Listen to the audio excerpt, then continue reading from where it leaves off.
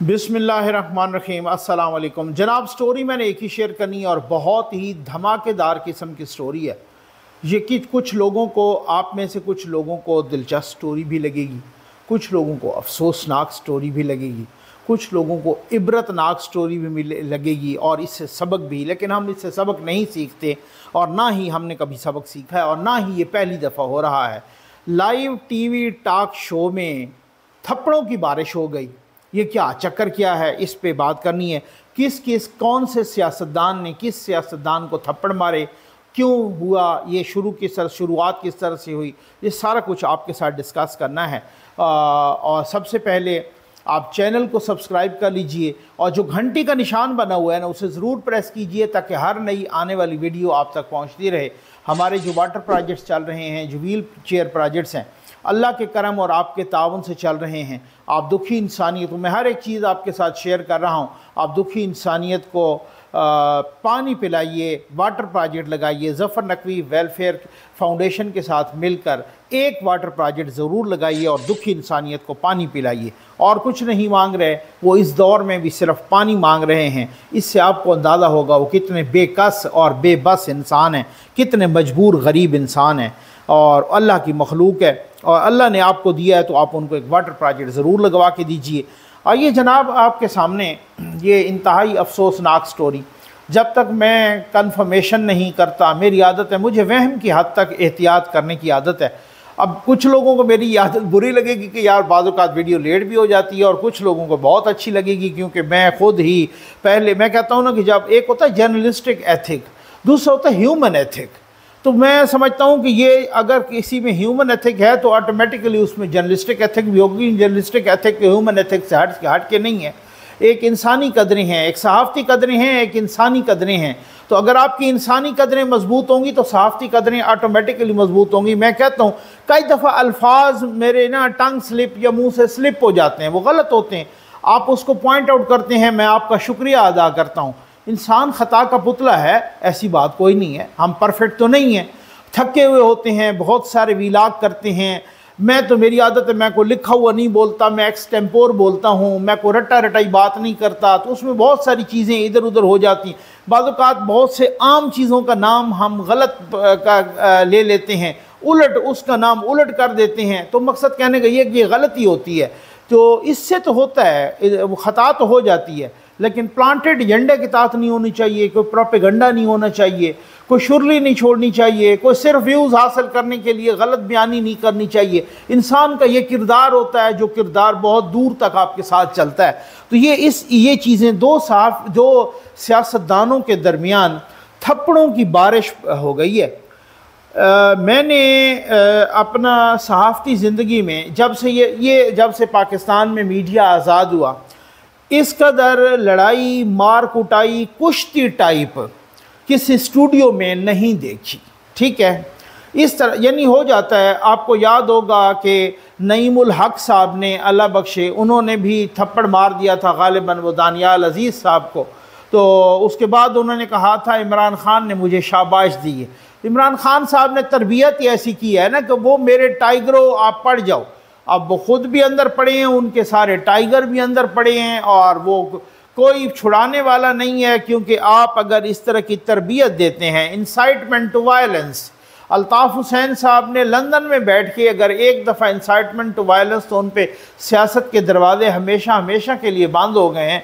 इमरान खान साहब ने तो यहाँ खड़े हो के पता नहीं कितनी मरतबा रियासत पे हमला करने की, रियासती इदारों पे हमला करने की, कहा कि मैं ताहिर आलम तुझे अपने हाथों से फांसी दूंगा, मैं पुलिस वालों तुम्हें फेंटा लगाऊंगा, और मेरे टाइगरों पुलिस का फेंटा लगा दो। ये इमरान खान साहब के अल्फाज। उन्होंने कहा हुंडी के जरिए पैसे भेज, ये कितनी बड़ी गद्दारी है मुल्क के साथ। उन्होंने बिल जला दिए, ये कितनी बड़ी मुल्क के साथ गद्दारी है। तो बहरहाल वो खान साहब हैं, वो बहुत सारे लाडलापन उनका बहुत सारे हवालों से आज भी बरकरार है, या आप लाडलापन कह दें या उन्होंने इतना शोर किया है कि जिसकी वजह से उनको आज भी बहुत ज़्यादा उसके मामले में एहतियात बरती जा रही है। खैर, आ जाइए जनाब, ये जावेद चौधरी साहब का शो था एक्सप्रेस न्यूज़ पर। और ये मैं आपको चशमदीद गवाहों की बुनियाद पे और यूँ समझ लीजिए मैं बताऊंगा कि एक तरह से मैं ख़ुद भी चशमदीद गवाह हूँ, लेकिन ये मैं बाद में बताऊंगा। ठीक हो गया ना? हाँ, मैं इस तरह की शुरली नहीं छोड़ता और ऐसी बात नहीं। तो वो रिकॉर्डेड शो वो रिकॉर्ड करते होते हैं। अच्छा, रिकॉर्ड कर रहे थे तो पहले सेगमेंट में कोई और मेहमान थे, दूसरे सेगमेंट में जनाब अफनानुल्लाह साहब, सेनेटर अफनानुल्लाह साहब, नून लीग से उनका ताल्लुक़ है, और सेनेटर अल्लाह बख्शे सेनेटर मुशाहिदुल्लाह ख़ान के वो साहबजादे हैं। और वो अफनानुल्लाह ख़ान साहब बहुत पढ़े लिखे आदमी हैं, बहुत पढ़े लिखे आदमी हैं, सुलझे हुए इंसान हैं। कभी ऐसा नहीं उनका हमने देखा कि जी उन्होंने को टेम्पर लूज़ किया हो या गैर पार्लिमानी अल्फाज इस्तेमाल किए हों या वगैरह वगैरह। उनके साथ तहरीक इंसाफ से जनाब थे मेहमान उनके शेर अफजल मरवत साहब, एडवोकेट, जो आजकल इमरान ख़ान के वकील भी हैं, और आजकल उनकी शुएब शाहीन साहब से भी बड़ी टसल चल रही है। वो भी मैं देखता हूँ, कल उन्होंने शुएब शाहीन के ख़िलाफ़ एक ट्वीट भी बहुत सख्त की है, उनको गद्दार कहा है, और इमरान ख़ान के वकील आपस में भी लड़ रहे हैं। ये किस वजह से हो रहा है और शुएब शाहीन साहब और इनकी लड़ाई का क्या मसला क्या है? और ये जो मरवत साहब हैं, शेर अफजल मरवत साहब, ये कोई सरकारी गालिबन ये वहाँ पर भी उन पे इल्ज़ामात लगे थे, ये हाउसिंग सोसाइटी के जो है ना कोई चेयरमैन लगे थे, और इन पर कोई करप्शन के इल्ज़ामात भी थे कोई बहुत सारे, और बाद में इनको नैब के कोई रेफरेंस भी बना वगैरह वगैरह। अब कुछ यूथ ये कह रहे हैं भाई ये मौलाना फजल रहमान साहब ने इनको पीटीआई में प्लांट किया है, तो आप फिर चने बेच रहे हो अगर किसी ने प्लांट किया है। आप जनरल बाजवा के कहने पे दोनों असम्बलियाँ तोड़ देते हो, आप किसी के कहने पे जनाब मौजूदा चीफ जस्टिस के ख़िलाफ़ रेफरेंस भेज देते हो, तो कोई आप क्या, आप इसका मतलब ये है कि आपकी तो कोई कॉमन सेंस है ही कोई नहीं। तो अगर किसी ने प्लांट किया है, वो यूथ ये कह रहे हैं ये मौलाना फजल रहमान का बंदा था तो ये उन्होंने प्लांट किया है, और किसी ने शुएब शाहीन को किया है, और ये वो है सारा कुछ। खैर, इस पर मैं बाद में आता हूँ। ये दोनों लोग जावेद चौधरी साहब के प्रोग्राम में मेहमान थे। जिस तरीके से शुरू हुई, ये मैं आपको इंतहाई ज़िम्मेदारी के साथ बता रहा हूँ भाई, मैंने कोई तर्जमानी नहीं की। इसके दो हिस्से हैं, मैं इसके दो हिस्से बताऊँगा। एक हिस्सा ये है कि हुआ क्या था, और क्योंकि कुछ यूथिये इसको दूसरे अंदाज में पेश कर रहे हैं, और एक हिस्सा ये है कि ऐसा होना चाहिए था या नहीं होना। ये वो चाहिए वाली एक और बात है, वो तबसरा हो गया, और एक हिस्सा है ये ख़बर और दूसरा हिस्सा इसका तबसरा है। उसके बाद मैं वो मरवत साहब और शुएब शाहीन की लड़ाई पे आता हूँ। तो जनाब बात ये है कि ये दोनों थे, और उसमें जो है ना सबसे पहले ये मरवत साहब, ठीक हो गया, ये कह रहे हैं कि जनाब शेर अफजल मरवत साहब के जी वो उधर बैठे हैं और नवाज़ शरीफ चोर हैं और पता नहीं वो क्या क्या हैं, और उन्होंने नवाज़ शरीफ के ख़िलाफ़ बातें करना शुरू कर दी। ठीक है, तो फिर उसके बाद जो है ना बारी आई अफनानुल्लाह की, तो अफनानुल्लाह ने ज़ाहिर है उसको काउंटर करना था। जब काउंटर करना था तो उन्होंने इमरान ख़ान के ऊपर अटैक करना था ज़बानी, और उन्होंने उसी तरह से किया। नवाज़ शरीफ का उन्होंने अपने लीडर का दिफा किया, और इमरान ख़ान का उन्होंने बात की। तो शेर अफजल साहब उठ के आए और उन्होंने ज़ोर से थप्पड़ मार दिया अफनानुल्लाह साहब को, सेनेटर अफनानुल्लाह साहब को एक ज़ोरदार थप्पड़ रसीद कर दिया सेनेटर अफनानुल्लाह, और इतनी तेज़ी के साथ, यानी 2-3 थप्पड़ उन्होंने इकट्ठे मार दिए। जावेद चौधरी साहब हैरान परेशान बैठे हैं जनाब। वो कह तो रहे थे उनको, लेकिन वो एक बंदा क्या कर, वैसे भी जो एंकर होता है ना वो वायर्ड होता है, उनको वो तार लगी होती है, वो आपको पता है, बहुत सारों को अगर नहीं पता तो मैं बता दूं कि वो वायर्ड होता है, वो उस तरीके से उठ के जंप शम भी नहीं मार सकता, उसको वो एक फ्रेम में आया बैठा होता है, तो वो फ्रेम भी ना बिगड़े, और वो एंकर दूसरी तरफ से वो करके तो वो कितना एक जो है ना आएगा। और इस दौरान जब वो आए स्टूडियो से, जो लोग भाग किया क्योंकि रिकॉर्डिंग हो रही थी, तो स्टूडियो जो वो होता है ना, वो जो रिकॉर्डिंग स्टूडियो, कंट्रोल रूम जिसको बोलते हैं, तो वो कंट्रोल रूम कोई ज़रूरी नहीं है कि यहाँ पे ये स्टूडियो है और वो कंट्रोल रूम से बिल्कुल करीब हो। वो कंट्रोल रूम बाज़ औक़ात बहुत दूर होता है, बाज़ औक़ात तो ऐसा भी होता है कि स्टूडियो एक फ्लोर पे होता है और कंट्रोल रूम दूसरे फ्लोर पे होता है। तो बहरहाल वो जितना भी दूर था तो वो भाग के आए सारे प्रोड्यूसर्स वगैरह, और वो जो कंट्रोल रूम की टीम थी, तब तक बहुत कुछ हो चुका था। अब जब 3-4 थप्पड़ इन्होंने मारे अफनानुल्लाह को, तो फिर अफनानुल्लाह उठ खड़े हुए और उन्होंने इनको ज़ोर से धक्का दिया। जब इन्होंने ज़ोर से धक्का दिया तो शेर अफजल जो है ना मरवत एडवोकेट इमरान खान के वकील वो ज़मीन पर यानी स्टूडियो में गिर पड़े। जब वो गिर पड़े तो अफनानुल्लाह उनके ऊपर बैठ के उन्होंने वो उनकी जो है ना छतरोल की, उन्होंने वो उनको जो है ना थप्पड़ मारे और वो उनकी छतरोल की कि अल्लामान अल हफीज़, मुंह पे थप्पड़ मारे और कहाँ कहाँ थप्पड़ मारे। तो फिर उसके बाद इस दौरान वो कंट्रोल रूम की टीम पहुंच गई और उन्होंने छुड़ाया और फिर वो यहाँ खड़ाक मड़ाक मारते हुए। तो ये तो है खबर। अब ये ऐसा होना चाहिए था, ऐसा कतन नहीं होना चाहिए था। ऐसी बात ये है कि पहल उन्होंने की है, या तो ये है कि ये बिल्कुल चुप कर जाते। अगर ये चुप, अब अगर कोई पहल करता है और दूसरा बंदा बिल्कुल ही चुप कर जाता है तो वो अगर कोई वली हो या नबी हो तो फिर तो ठीक है। तो बहुत ही कोई इस तरह का बंदा हो कि चुप करके थप्पड़ खाता रहे।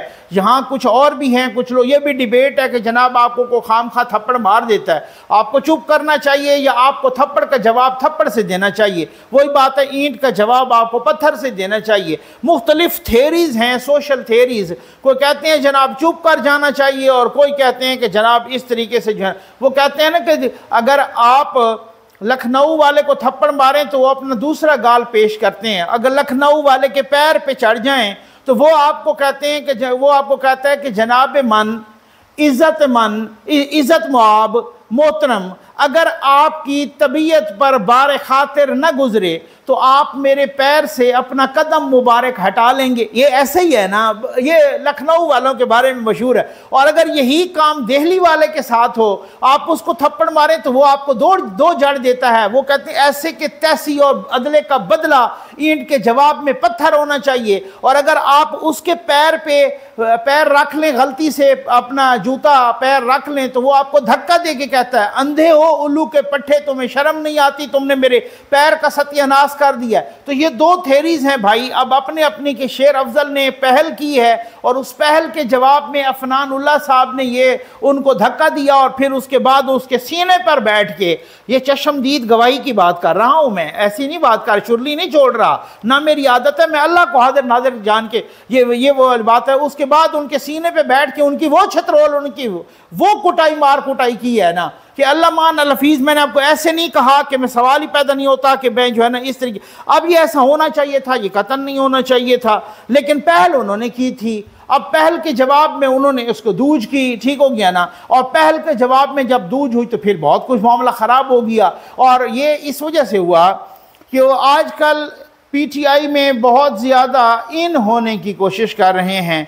वो कुछ टिकट विकेट के चक्कर में हैं। शुएब शाहीन साहब और इन दोनों की आपस में बड़ी ही एक कोल्ड वार चल रही है। हो सकता है इनकी कोल्ड वार भी हॉट वार में तब्दील हो और कभी ये आमने सामने आए तो ये एक दूसरे पर भी थप्पड़ों की बरसात कर दें। ये होता है ना, आपको मालूम है पीटीआई के अंदर थप्पड़ कल्चर बहुत ज़्यादा है।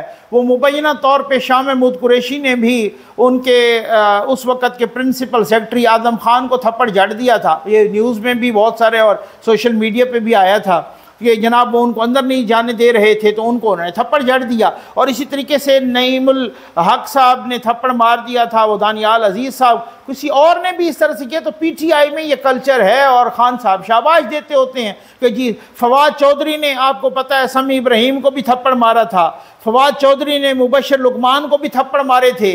तो ये बहुत सारा ये चलता है पीटीआई के अंदर, ये थप्पड़ों वाला रिवाज है और इस तरह की बदमाशी का रिवाज है, क्योंकि वो उनके खान साहब कहते हैं आप फेंटा लगा दो। तो ये वाली सूरत हाल है। अगर आगे से फिर अफनानुल्लाह टाइप टकर जाए तो फिर वो उसी तरीके से 2 मारते हैं तो वो 6 मार देता है। तो ये तो खबर थी और ये नहीं होना चाहिए था। मैं कहता हूँ किसी भी मुहज़्ज़ब मुआशरे में ऐसा नहीं होता, लेकिन हमने देखा है कि यूरोप की कुछ पार्लियामेंट में भी इस तरह के मनाजिर हमें नज़र आते हैं। थप्पड़, घूसे, कुर्सियाँ, मुक्के, ये चलते हुए कई दफ़ा दिखाई दिए हैं। तो ये इस तरीके से, लेकिन ये है अफसोसनाक, बहुत अफसोसनाक है। कल एक ट्वीट किया इसी शेर अफजल मरवत साहब ने और ये कहते हैं जनाब, अब ज़रा ट्वीट देखिएगा जो इन्होंने ट्वीट किए, दोनों इमरान खान के वकील हैं। इन्होंने कहा, ये शेर अफजल मरवत साहब कहते हैं कि शुएब शाहीन एडवोकेट पीटीआई की कानूनी टीम में वाहिद गद्दार। अब आप अंदाज़ा कीजिए, शुएब शाहीन का कह रहे हैं कि पीटीआई की कानूनी टीम में शुएब शाहीन वाहिद गद्दार हैं। मैंने पीटीआई की कानूनी टीम के गद्दारों के बारे में ट्वीट किया था, जिसे मैंने कोर कमेटी के सीनियर्स के मशवरे के बाद डिलीट कर दिया। मैं वाज़े अल्फाज में ऐलान कर रहा हूं कि पीटीआई की कानूनी टीम में वाहिद गद्दार शुएब शाहीन एडवोकेट है। वो अप्रैल 2023 के आखिरी हफ्ते में पुरअसरार तौर पर उभरा और मैं उसे बनी गाला में कानूनी कमेटी के इजलास में देखकर हैरान रह गया। इससे पहले वो कभी भी ILF या पीटीआई का हिस्सा नहीं रहे थे और बनी गाला तक उनकी रसाई इस बात की अक्कासी करती थी कि उन्हें हमारी सफ़ों में कुछ लोगों की पुश्तपनाही हासिल है। कुछ लोगों की पुश्तपनाही हासिल है। शुएब शाहीन सर्विस ट्रिब्यूनल से मुताल्लिक मुकदमात निपटाते हैं और उन्हें फौजदारी कानून की ABC का भी नहीं पता, ABC भी नहीं आती। खान साहब के खिलाफ दर्ज एक भी फौजदारी मुकदमे में वकील ना होने के बावजूद उसने खान का वकील जाहिर करना शुरू कर दिया, जो कि एक फ्रॉड था। हमारी पार्टी की ताकतवर खुफिया कुव्वतों ने उनकी हिमायत की। जब पीटीआई की तमाम क़यादत इलेक्ट्रॉनिक मीडिया पर ब्लैक लिस्ट हो चुकी थी तो वो वाहिद शख्स था जिसे ना रोका गया और ना ही ब्लैक लिस्ट किया गया। मुलाजमत और खिदमात के मामले के वकील होने की वजह से वो खान की कानूनी टीम में गैर मुताल्लिक थे, लेकिन पीटीआई में 2 अफराद की पुश्त पर होने की वजह से वो कानूनी टीम की तकरीबन हर मीटिंग में पहुँच जाते थे। जल्द ही मैंने महसूस किया कि हमारी कानूनी हिकमत अमली रियासत के वकला के इल्म में पहले से मौजूद थी।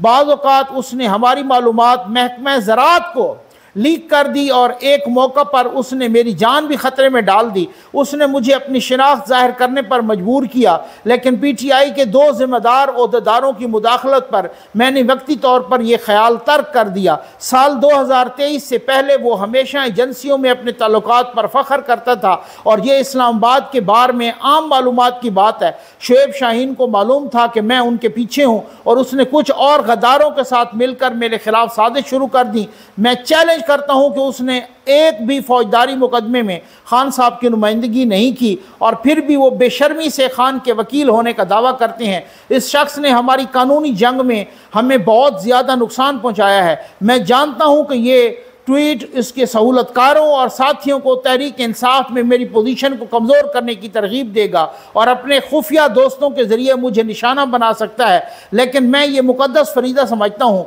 कि पीटीआई के तमाम कारकुनों को इस घटिया चेहरे से आगाह करूँ। मैं कल खान साहब से मुलाकात करूँगा और उन्हें अपने इस ट्वीट के बारे में आगाह करूँगा। मेरे अल्फाज पर निशान लगाएं। ये ट्वीट बहुत से मुजरमों और एजेंटों को तंग करेगा, लेकिन मैं मुश्किलात और धमकियों से खेलना मेरा मशगला है। इस ट्वीट को ज़्यादा से ज़्यादा शेयर करें ताकि पीटीआई के तमाम वर्कर्स तक पहुंच जाए। ये जनाब शेर अफजल एडवोकेट के इमरान खान के वकील के ख्यालात हैं, इमरान खान के दूसरे वकील शुएब शाहीन के बारे में। ये उनकी कुछ बातें, मुझे ये नहीं पता कि शुएब शाहीन को जिनका एजेंट कह रहा है ये उनका एजेंट है। शुएब शाहीन साहब Islamabad high court bar association के सदर थे, इस्लामाबाद हाई कोर्ट के। तो उन्होंने खान साहब को यहाँ खिताब के लिए भी बुलाया था। तो वो पता है कि खान साहब को जिस तरीके से ऊपर से जिस तरीके से वो हवा भरे ना, तो खान साहब को जिस तरीके से वो खान साहब उसी के हो जाते हैं जो पहले FIR कटवा दे, जो बहुत ज़्यादा लिश पिश करे, जो बहुत ज़्यादा मालिश पालिश करे, जो इस तरीके से जूते पालिश करे, तो खान साहब उसी के। तो शुएब शाहीन में ये खासियत माशाल्लाह कूट के भरी हुई है, ये मुझे पता है। और ये खैर शेर अफजल की बात बिल्कुल ठीक है एडवोकेट की। और उन्होंने कहा कि इनको ये सर्विस ट्रिब्यूनल बहुत हद तक, यानी ये एक अरसे दराज से, बहुत लंबे अरसे से शुएब शाहीन साहब सर्विस ट्रिब्यूनल के ये बहुत काबिल वकील हैं, लेकिन ये बात बिल्कुल ठीक है कि उनको क्रिमिनल का कुछ नहीं पता। और उन्होंने क्रिमिनल का कोई भी इस तरह का कोई ऐसा वो लड़ाई नहीं है उन्होंने केस कि जहाँ पर उन्होंने कहा हो कि जनाब ये क्रिमिनल का केस, फौजदारी केस को क्रिमिनल केस उन्होंने कोई बहुत बड़ा जीता हो या लड़ा हो, या खान साहब के क्रिमिनल केसेस लड़े हों, वो नहीं लड़े। तो ये उनकी बात बिल्कुल ठीक है। उनका और होता है, कोई सिविल मैटर्स का वकील होता है, कोई सर्विसेज का होता है। ये जैसे मुख्तलिफ मुलाजमीन, सरकारी मुलाजमीन बरतरफ हो जाते हैं, सस्पेंड हो जाते हैं, टर्मिनेट हो जाते हैं, वो उनको अपना वकील करते हैं। किसी का इंक्रीमेंट नहीं लग रहा होता, किसी की तनख्वाहें बंद होते, वो सर्विस मैटर के बहुत काबिल वकील हैं शुएब शाहीन साहब। ये बात बिल्कुल ठीक है। फौजदारी का उनको अलफ बे का ही नहीं पता, लेकिन ये उनकी अपनी चापलूसी कह लें या आप उनकी मालशिया पालशियापन कह लें, जिस तरीके से वो खान के करीब हुए, या फिर ये खान की वो वाली बात है कि वो मर्दम शनास तो है नहीं, वो किसी को भी, वो शीदे टली के बारे में मशहूर है। और मशहूर क्या है कि लाइव टॉक शोज़ में भी कुछ लोग कह चुके हैं कि वो खान की कॉल्स टेप कर कर के जनरल बाजवा को भेजा करते थे कि एक दफ़ा खान साहब गालियाँ दे रहे थे जनरल बाजवा को, ये शेख रशीद ने वो कॉल उनकी टेप की और जनरल बाजवा को भेज दी, और जनरल बाजवा ने वही कॉल दोबारा जो है ना वो खान साहब को भेज दी। तो खान साहब को पता चल गया कि गाड़ी में एक मैं था और दूसरा शेख रशीद था, तीसरा मेरा ड्राइवर था और तो कोई था ही नहीं। तो फिर इसने किसने टेप किया, उसके बाद बहुत हद तक खान साहब उनसे नाराज़ भी हो गए थे। तो खैर खान साहब की सफ़ों में पहले ही बहुत सारे लोग ऐसे होते हैं जो उधर बड़े घर तक बहुत कुछ पहुंचाते रहे और बहुत हद तक पहुंचाते रहे, और अभी उनकी जो CAC की मीटिंग थी इसके भी मिनट्स वहाँ जाते रहे। सारी पार्टियों में होते हैं, इस पार्टी में बहुत ज़्यादा हैं। तो अब देखें कि क्या होता है आपके साथ, ये हम डेवलपमेंट जो है ना शेयर करते रहेंगे। उम्मीद है आपको वीडियो पसंद आई होगी। आपका बहुत बहुत शुक्रिया।